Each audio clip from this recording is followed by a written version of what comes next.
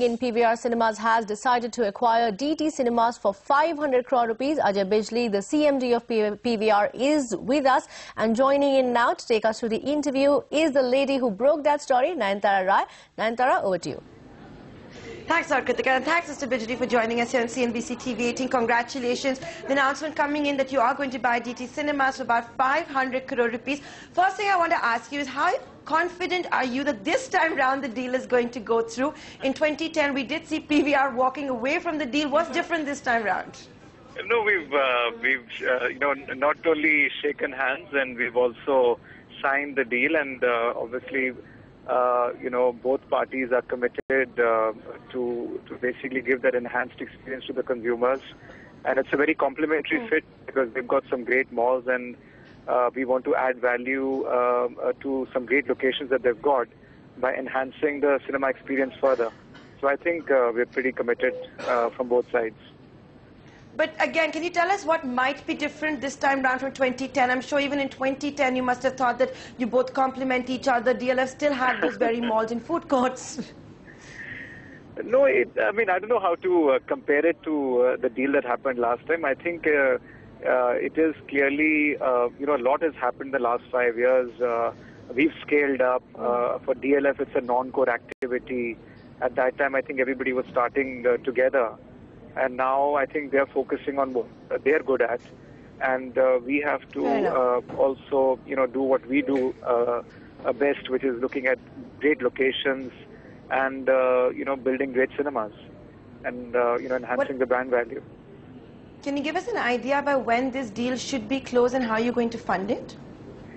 Yeah, we've basically the board is meeting in a day or two. We'll be shortly meeting and looking at, possible funding options, but it'll be more equity and some debt. It is a large transaction, so that's how, and that announcement will be also made shortly. You have been making a lot of announcements of late. We even saw an announcement with another real estate company, Vatika. If you can give us a little idea where your market share is currently and what it's likely to be post the DT acquisition? No, we're not looking at market shares at all, because it's a growing market. Just now, if you look at the macro picture, India's hardly got any new multiplex screens, and overall, it's 1,800 screens only overall in the country, and about 7,000 single screens.